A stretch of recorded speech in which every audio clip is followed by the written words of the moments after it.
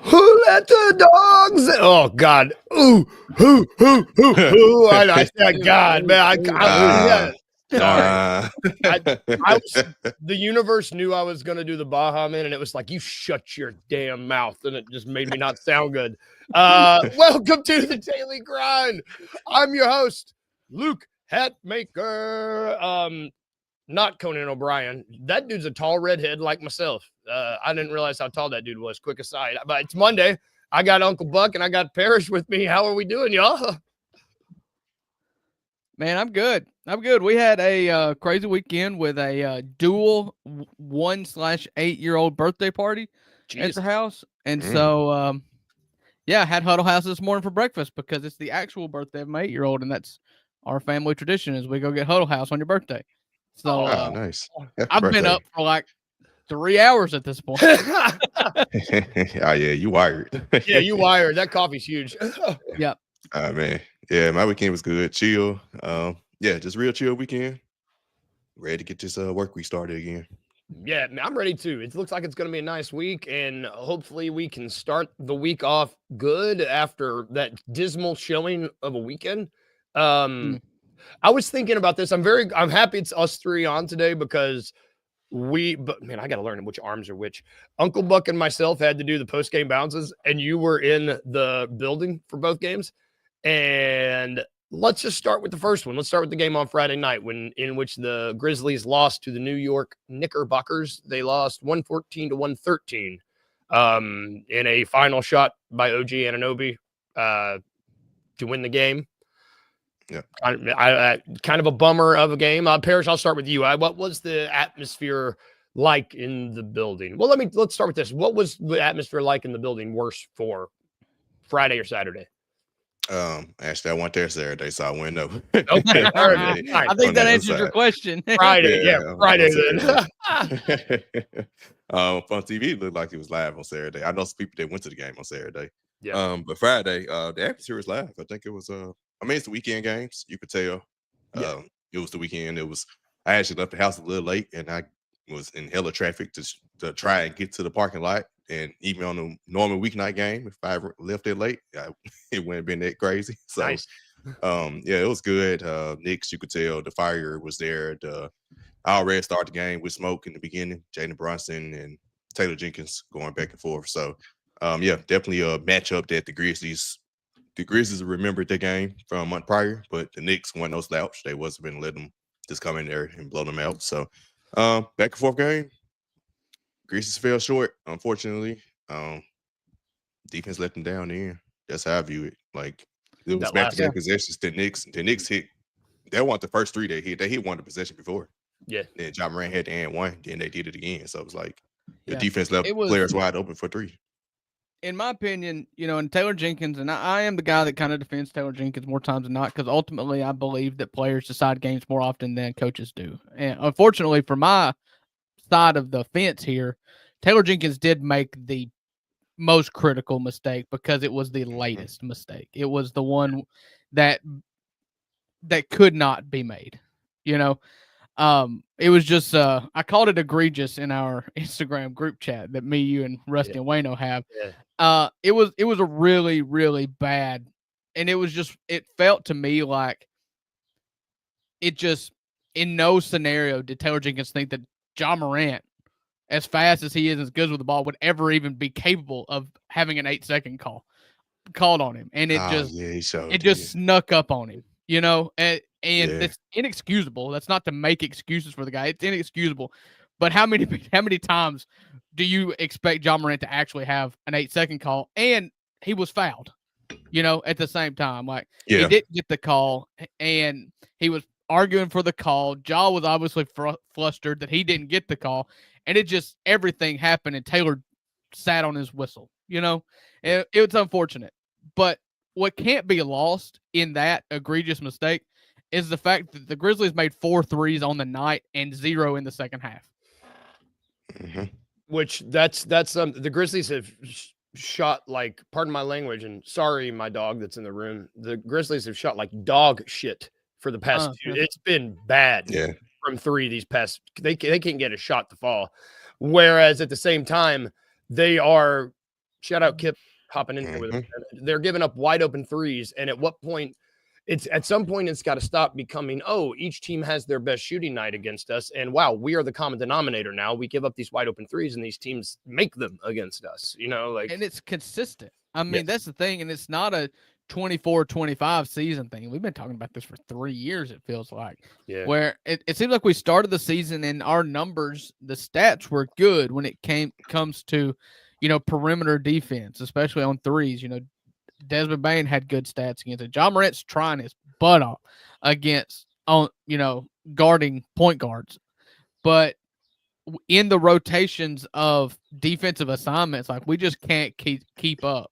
And I'm probably the wrong guy to tell you why, but I mean, it's pretty obvious that when the ball gets slinging around, we're a step slow all the time. Yeah. Man, you know what? You know what's so deflating about, especially the Knicks loss, was like that final possession, you're up by 2 points. And Taylor Jenkins said after the game, he said he told Vince Williams to go over and double. Oh, yeah, I was going to bring that up. Rethink the decision. I was like, you were down by 2. I would rather give up the 2 than an open 3 in that situation. It's kind of like, what sense did that make? That's the spot that I was confused about too. Yeah, the way that I thought, because Vince has been kind of a mess since he's come back, and so I just kind of chalked it up to Vince. I'm going to try to look at something while I'm talking, but to me, I just attribute it to Vince because he's been kind of a mess even on defense since he's come back, the last couple of weeks. But then Taylor Jenkins did come out and say, no, I told him to. And what I thought, my first thought, because I'm a football guy, is like that was the equivalent of going for 2 down 1 at the buzzer. It's the ultimate high risk, high reward. And let me ask you this. Now we know what happened. OG Anunoby hit the 3. But what's a higher percentage of odds shot here? A Jalen Brunson mid-range shot or an OG Anunoby 3? I'm kind of, if you want to kind of make the argument, now it didn't work. It failed. And so you get criticized when it fails. But it's like, and Vince Williams didn't get there really anyways if Brunson was going to shoot it. It was kind of late. But, whatever. But he kind of went for 2 while down 1 here, and it bit him. Yep. Well, I guess, I mean, it's worth noting. I mean, OG finished what? 19 points. I'm taking that. Yeah, he was 19 points. Yeah. So he was look up his 3-point shooting numbers this year. He was 16. Like it's not like he was lighting us up all night. I understand the math there, but he's a 36% 3-point shooter on the season. So that's why about league average. Yeah, I mean, you're talking numbers and stats and what these guys love. The front office, the staff, they're analytics guys. It seems like Brunson shoots 65% from 2, and then you've got a 50-50 shot in overtime. Or you let the guy that's shooting 36% from 3 win it or lose it. Yeah. The problem was it seems like it was in the moment. It wasn't planned. I take my shot at overtime. I know least about it. Because at the end of the day, 36%, he can shoot threes. It wasn't like a non-shooter. It wasn't Ja Morant taking the whole game winning threes. But see, I'm the guy. if we're really going to ride this 2-point conversion theory out, I'm very much the guy every time go for 2. Like go win. You're that guy. Go win it. Yeah, I'm that guy. Yeah. And so it was not properly planned out. It seemed in the moment you could kind of see Vince get the call from the sideline as Brunson is like making his move, and so he was late to get to Brunson, and then there was late to Santi was kind of left on an island to guard the whole weak side of the floor. It was over. Man, Santi I felt bad for Santi in that moment because no matter what, it's like anybody's screwed in that moment. You can't. I mean, that's so much. He was being in charge of the whole, like you said, the whole weak side right there. It's like, what do you do? He did his best. It does seem like it wasn't on Santi. No. It does seem like that. The end of the game, I don't know. It's like it got away from Taylor because, I mean, Ja was our best player. It felt like that was old Ja. Old Ja was back. I mean, he's been better as of late. I mean, he got fined for slinging that ball in the stands. I still don't understand that whole thing. Like he just shot the. I probably need to look at the replay again because I thought he just shot the ball after the buzzer. Nah. I seen plenty of players. He crow hopped and threw it like he was in the outfield, and it was okay. about 3 I seconds haven't after seen the it since the buzzer went moment. off. Yeah, I ain't seen it since it happened in the moment, so that's why I was like, I probably need to look at it again. I've seen plenty of players even do that. I've seen plenty of players just launch it after the buzzer. Yeah. If it was at the buzzer, they wouldn't have fined him, but it was like after. He had time to reconsider. Yep, he had time to. It was definitely. It wasn't an attempt. It was frustration. Yep. And if he hits the backboard, he doesn't get fined. But he threw it in the stands. Yeah, I'm saying I've seen plenty of players do that. Well, like I said, I don't know how late after the buzzer, but I've seen plenty of players because they try to save their field goal percentage, so they'll wait till after the buzzer then shoot it. Oh yeah, sometimes they don't hit the rim. So that's how I looked at it at the moment, though. Like I said, one of my favorite clips of all time, and this is the name, Jarrett Jack, when he was playing for the Warriors, I think, in I think it was a preseason game or something. This is a decade ago. As the buzzer goes, he goes 3/4 court and chucks it over his head and he throws that sucker 20 rows up in the it's one of my favorite clips of all time. I think I remember that one. I saw that clip. Like, you can't do that. You can't do that. You were talking about frustrations here. There was clearly some of the frustrations from this Knicks game that bubbled over, I would say, into the Spurs game.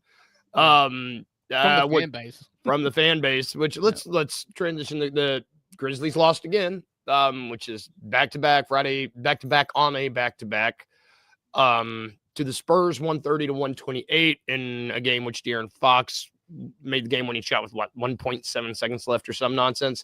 Yeah. This is also a game that should be noted that John Morant didn't play in, Brandon Clark didn't play in, Desmond Bane didn't play in, and Vince Williams Jr. Brandon Clark was injured. Yeah, Brandon Clark a dozen stitches the night before. Took an elbow to the pretty gnarly elbow to the face. The other three, it appeared to be rest. Injury. I think Bane was questionable going to the Friday game, so I figured he probably gonna play. And they've been resting Vince on back-to-back since he's been back. Yes. This was the third time on the back-to-back he hadn't played the second night. Yes. Ja had a chance to play 6 games in a row for the first time in years. Yeah, of course. I believe. He didn't do it. And he didn't do it, which is frustrating.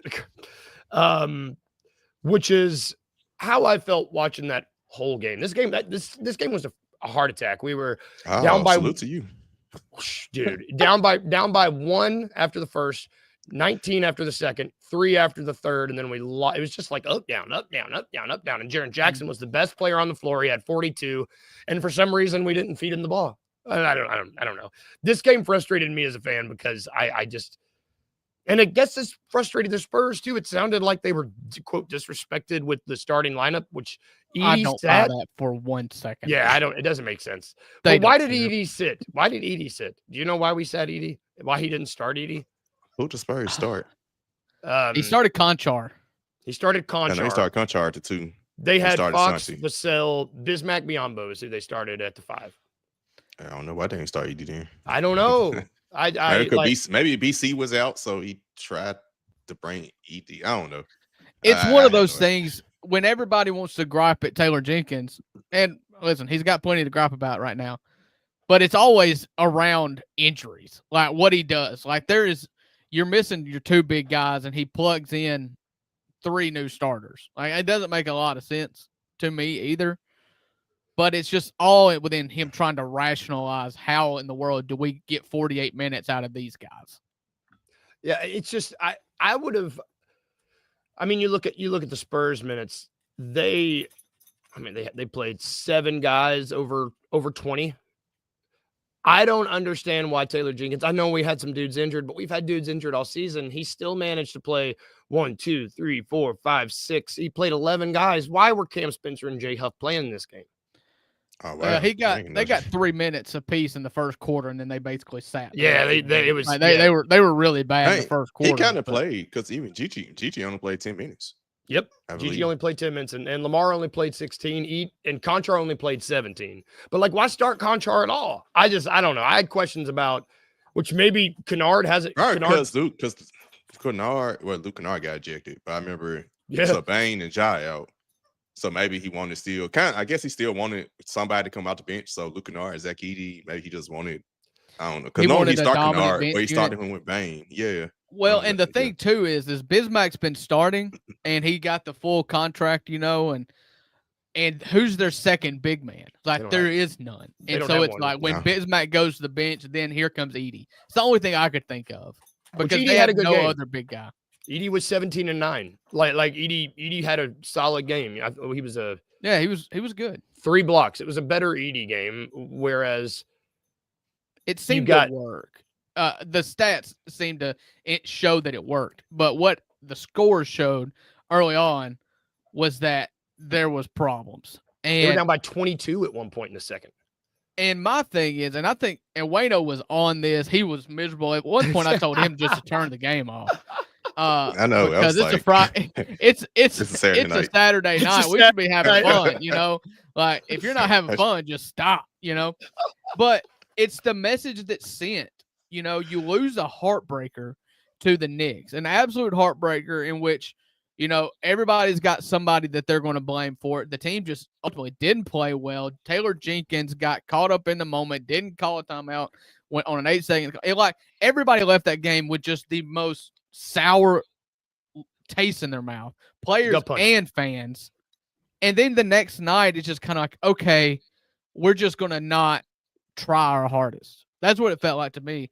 And I don't, for a second, John Morant and Desmond Bane are the two richest dudes on this roster who make the most money. I don't believe that. I believe that they have as much say as the coaches and the training staff as if they're going to play or not.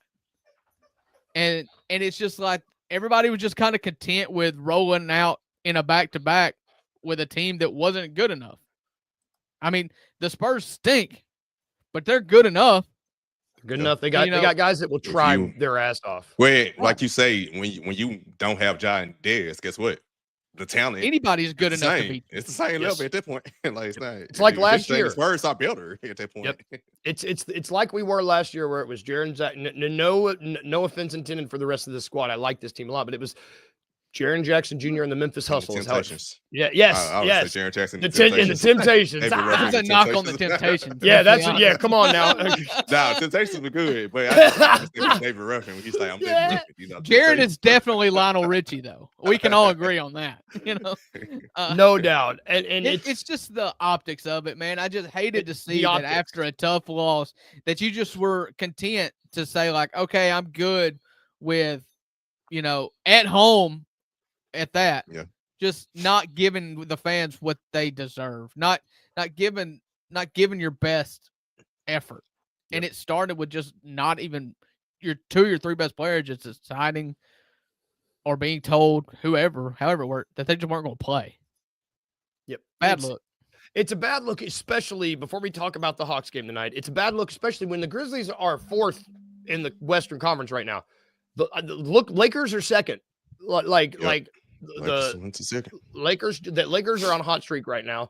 All of a sudden, before the All-Star break, it was like, this is me making fun of myself. Oh, look, the Grizzlies are safe in 2nd position. Second or third. They're only like a game ahead half a game ahead of Denver at that time. So, dude, I thought we were safe in the 2 and 3. I didn't think that the Lakers were going to stay hot. The Lakers soon. They're like, the Lakers, they for real, dog. They are for real, man. They're a contender. And now all of a sudden it's like we've got the Lakers, the Nuggets, us, and the Rockets that are all 4 really. I mean, OKC is going to run away with that 1 seed. But now all of a sudden seeding matters 2 through 5. And seeding's also going to matter for the rest of them, 6 through 10. Hot take here. I said going after the All-Star break, I said all that matters is a top 4 seed to me. I didn't care if it was number 2 or I said I wanted a top 4 seed because I wanted the first round at home. Yes. I want to stay at 4. I don't want to go up to 3. I don't want to go up to 2. Because at 2 or 3, you are going to line up with the Warriors. And I don't want any part of the Warriors. None of it. No part of the Warriors at all. Give me the Rockets 10 out of 10 times. This 4 or 5 matchup with Houston is gravy. That's to me. like I love that. Give me that. It's not a great matchup, but you bank on the youth of that Houston team versus like the us. Minnesota series. Yes. I want to see Jalen Green and Şengün and Jabari Smith and these And Dylan guys. Brooks. Playoff I want to see them in their first. Well, I was referring to the young guys in their first playoff match. Now, yeah, I know you got NBA champion Fred VanVleet, and he is important to that team. Yeah. But Jalen Green I want Jalen Green in his first playoff appearance. I don't want any part of Steph Curry and Jimmy Butler in the playoffs. I don't care if it was just them two. I don't want it. None of it. No, and hey, I would say I don't mind the 5 seed. You want to know why? The Grizzlies have lost 3 straight game ones at home. We lose home court advantage anyway. So we lose that first 5, game. You ain't gonna find me being mad. Man, that's so true. We've lost the last 3 playoff series. We've lost that first game, come out and smack the hell out of them in game 2. It's happened to past 3 every time. 3. So at this point, I don't trust us to even defend home court in game 1. All right. So if say we move up to the 3 and we jump Denver, that would be right now a matchup with the Clippers. But see, they tied. They're tied with Golden State. The Clippers, Golden State, right. That's what I was going to say. All tied. So it's like there's a 5-game gap between Houston at 5 and then the 3-way tie of Clippers, Warriors, and T-Wolves at 6, 7, and 8. That's why I want to stay at 4. I don't want to go to 3 because I don't think that the Warriors can jump the Rockets to get to 5. No. So I want to stay in that 4-5 matchup. And you just take your chances with OKC in the second round. I mean, you're going to have to beat somebody good in the second round every year. At some point, I prefer to see OKC in the second round. Me too. Don't have them. I want to see OKC in the playoffs. Let's put it that way. Like, that's another young team as well. Like, let's see us in the playoffs. Like, that's what I want. Like, we can't be ducking I'm with you there. Yeah, you're going to have to play somebody good in the second round every year. Now, first round, I've been a big advocate. Yeah, this year, first round's hard. Yeah, I've been a big advocate of getting to the playoffs healthy because at some point every year, some team has a critical injury. Yeah, Indiana does not make the Eastern Conference Finals if Giannis doesn't pull a groin. Like this happens, injuries happen. You don't root for them, but it's just the truth. Yep. Get there and see what happens. Get a good first round matchup against a young Houston team, and then who knows? Maybe Shea. It's never happened before, but he pulls up limp. Or Chet. Maybe Chet gets hurt. Yep. It's possible. And they're young too. Like I know they're world beaters. They've lost. They're 49-11 and they're 10.5 up on the 2 seed. Like they're regular season amazing. They're good. Yeah, they're but they've still only beaten in the playoffs a New Orleans Pelicans team without Zion. Yep. It's so depressing. I mean, it all starts by winning tonight. You know, like you got to play the game. I've always loved this. Our son's soccer coach, really intense, like rock climber dude. He got really mad once and he was like, "Play the game that's in front of you," and was just screaming at these little kids. And I just appreciated the hell out of that. The Grizzlies need to play the game that's in front of them, and they need to play the Atlanta Hawks tonight. Is Trey playing? I think he's on. He's probable. Probable. He's probable. So he's probably playing. So if he's probable, and we know Ja Morant is questionable. Ja Morant's questionable with shoulder soreness again. It looks like everybody else is back. BC's back. Bane, Vince. No Yuki. That's a big one. Or Poulin, right? Poulin is out. Which happy birthday to him. It's his birthday. Happy birthday, Zion. Yeah. He could walk into this studio right now and have no idea who he is. Walk into your house and you wouldn't know. Question: does Lamar Stevens 10-day end today or tomorrow? I have no idea. I think it's tomorrow. He got some minutes in the Spurs game. He signed on that Thursday. I don't know how it works. I don't know if they start the Friday. Does the 1 day start Friday? I used to know this. I knew this last year. I believe maybe tonight. I guess we'll know something today or tomorrow. We'll know. Yeah. I think he played. I think it's obvious that it runs through today's game. Yeah. Yeah. And it'll probably expire before Oklahoma City if they don't re-up him. Oh, yeah, definitely. That's what I'm thinking. Like, I think 10 days is today or tomorrow, depending on when day they start to count. He got some run in the Spurs game, and it was nice to see someone. He was clearly familiar. It wasn't just throwing a body out there, you know, like it was someone that knew what he was doing, you know, and he's got a great midi. So, you know, like it was good to see him. And he's got that veteran leader. He got that leadership too, because you saw him like kind of like trying to pull the guys together on Saturday. Yep. He was down there with the man could play. I don't know. And that's the question I had. Yeah. Why didn't that was Bagley the real play? question? I thought him and Stevens was going to play when I saw everybody who was out. In the Spurs game, it's just like, oh, no Wemby. Yeah, like because the thing, if he had started Zach Edey, I think he would have played. So I guess he did start Zach Edey and decided not to play. That's why the confusion was Zach Edey did not start. I thought Marvin Bagley was going to play. So when he didn't start him, that's what it's like. I guess he's not going to play. I guess he's not playing. Well, to me, what was the big thing was being down BC. You knew going into that game there was no Brandon Clark. So then it was like that was kind of what initially kind of put that flag up in my mind. Is like, oh, this could be a Bagley game because they kind of play the same position. Exactly.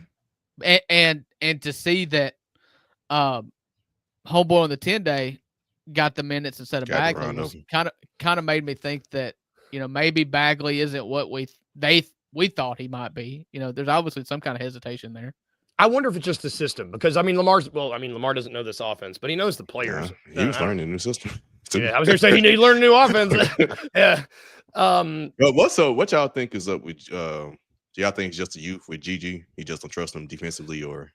I mean, he's just been a mess. He has been pulling the plug on him so fast. He's been pulling it so quick. Yeah, so fast. If that shot's not falling, he pulls that plug. Which I don't know if that. I'm assuming it's youth. Because it's him just being like, look, I got to figure out. I'm only going to – they're making me play 8-9 guys in the playoffs. I got to figure out who I can trust, and he just can't right now. In a game like the Knicks, too, I credit Chris Vernon on this. Like, the Knicks just do not play bench guys. And so if you just run a bench guy out there, you can't just, like, let him figure it out because you're going up against OG and you're Mikal Bridges and Josh Hart. And Jalen Brunson for 44 of those 48 minutes. Like, you just can't survive a player playing badly. Not against Tibbs. But Gigi didn't. I know Gigi was out that game. I thought Spurs, with all them players out, he would have played more. The Spurs game was out against the Knicks. The Spurs game was telling. Okay. Yeah, he had eye inflammation, corneal inflammation or something. Something with his eye. Pink eye. He had pink eye. Yep. You know, gross. It's nasty. He played 10 minutes. He was 1 of 2 from the field. He made both his free throws, but he was a -10. I would tell you. There you go. I would tell you. There you go. I watched Court of Gold. Nobody comes off of that documentary looking better than Kevin Durant. Yeah, Katie looks great. Yeah. And I said at the trade deadline, if the reason why we didn't get Kevin Durant is because the asking price was G.G. Jackson or Vince Williams Jr., and I was okay with not making that trade, I regret saying that now. You know what the truth of it probably is. I don't think Kevin Durant was trying. Kevin Durant said to himself, he didn't want to get traded right there. But he never wants to move mid-season. He wants to wait. He's although he moved mid-season from Brooklyn to Phoenix, but I guess I love KD. I love KD. He doesn't give 2 shits. I love it. I love Kevin Durant. He want to hoop. Yeah, he just wants to hoop. I love it. Last thing on this game, then we'll let you get out of here, Parrish. Like, what do you? It feels weird coming on here and being like, I just want to see the Grizzlies win, but now I don't know what to do. So I got the post game bounce plus coming. You got it tonight. Today. No, the plus. You know, the plus. The plus. Yeah. So it's coming out sometime. I recorded yesterday, so it's coming out sometime today. Man, I got for you is we lost. The Grizzlies haven't lost 3 in a row this season. So yes, take with that what you will. They lost 2 in a row. They have lost 3 in a row. So I think that's only the second, maybe the third time the Grizzlies have lost on the second half of a back-to-back against that San Antonio. Third time? Okay. Yeah. They was 8-2 going to that game Saturday. So they were 8-3. Well, they were also they were tied for second most comeback wins, or like the most comeback wins in the league. I really thought they were going to win that Spurs game. Came back inside to it. Yeah, I'm gonna lie. I expected you've got to know that he won. Do what? I expected Fox to finally hit one of them because he like missed the last 2 shots. I'm like, he gonna hit one. He 2 for 1 because he a clutch man of the year. Yeah, and that's the shot though for Fox that you got to know is coming too. Yes. Yeah. Well, and that's the shot. Man, I knew it was coming. It completely erased what was a beautiful Jaren fadeaway 3. Like that 3 to tie it. Shot. Oh my God, it was so it's good. Almost like he does that on purpose sometimes. He doesn't, but it looks like it does. A crazy shots, he always banks them in. I don't know. So last thing, I said last thing. Month of February here, we got 1, 2, 3, 4, 5, 6. We've got 6 wins and 1, 2, 3, 4. Are we 6 and 6 in the month of February? 5, 6 and 5. The Spurs game was March 1st. So thank you. I was like, wait a minute. I was like, what's wrong? I was like, are you sure there's 6 losses? They said on the broadcast that one way or the other during that during the Knicks game that the Grizzlies were going to have a winning month. So that's the only reason why I knew it. That's the worst stretch of games I would say that we've had. Would be, I mean, it's felt like the worst stretch of games I would say in the probably the beginning. The beginning of the season when they lost to Brooklyn twice. That game. It was Chicago and Brooklyn back-to-back home games. That was I remember that. That was there. Then they came back to beat Milwaukee. So that was probably but there was one stretch there right after Ja came back too where we didn't play well. I think we went 5-5 or 4-6 in the stretch there. Oh, they're 11 games in a row against winning against Western Conference teams. Oh We lost to Houston twice, but we beat Minnesota and doing that little stretch. Yes. God, let's start March. We're good. We're good. You start March already. We already started March. So. God, man, I gotta go. Yesterday was March. Oh, God, what day? Listen, you've got to win this game to have a good taste in your mouth going into Oklahoma City, coming to the house on Wednesday. Right. Yes. Yeah. You need to have your mojo, your swagger, because if you don't have swagger, if you just go up there in a business like, oh, we're going to take business. Here's my briefcase and my lunch pad. Like, it's just not. You're not going to do it. You've got to have a little bit of moxie to beat this team because they've got it in spades. They've got fire about them. Yep. I saw them get two. I saw 2 players get ejected from the game from them last night, and they still dropped 145. Damn. God. Yeah. On the Spurs. A buddy of mine took the under in the San Antonio Oklahoma City game, and I was like, bro, just hand me the money. They went for 270. You took the under. Tell him to stop. Yeah, tell him to never take the under. What kind of life is that? There's you're rooting for no points. Like, come on, have some fun with your life. Parrish, we'll let you get out of here, brother. Thank you for hopping on with us. We'll see you later this week. Okay. All right, Chad. All right, we're gonna take a quick break, y'all. We will be right back after this. Tune in to the $2 Sports Show with Rusty Witten and Drew Gann every Tuesday and Thursday live at 12 p.m. on the Bluff City Media YouTube channel.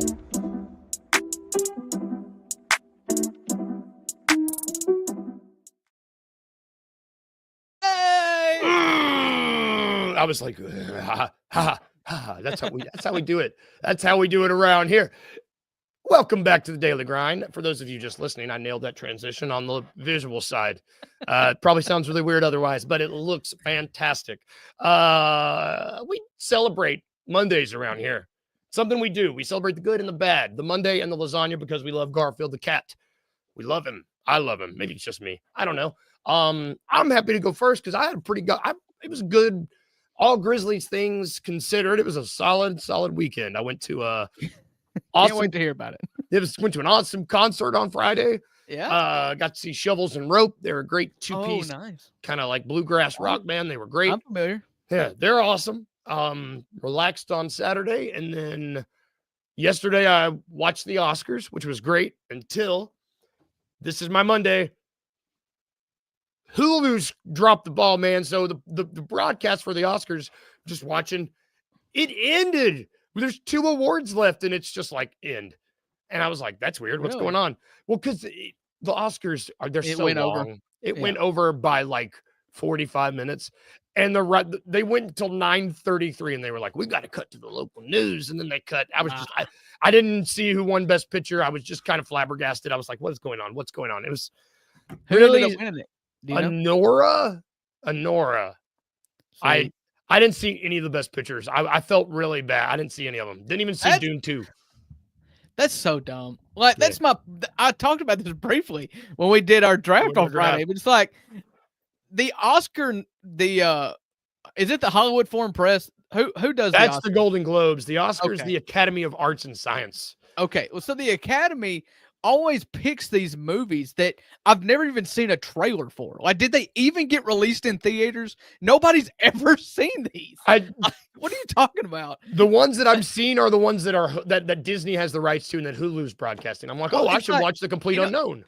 if they picked a complete unknown or Wicked, it's like I'm aware that I know people those. love this movie. I may not have seen it, but like a few years ago they gave it to that. Is it a Korean film? That Parasite. It wasn't even in English. Like I was like, what is this? Like nobody's watched this movie. It's not the same as saying, you should put every blockbuster in. It's like, just put a movie that someone's seen. Just put a movie that we've seen. Like, how in the world has only one Rocky movie won Best Picture? They're like the most uniformly loved. Not even the best Rocky movie. Like, but I'm just like, how in the world? Like, there's so many beloved movies that are universally loved that get no credit. So it's like, it makes me discount the whole process. Yep. Like, I watched The Wild Robot and cried. And it didn't even win Best Animated Picture. It was some other movie. Again, I have 4 children, and I've never heard of this animated movie. Like, how in the world? Inside Out 2 didn't win it.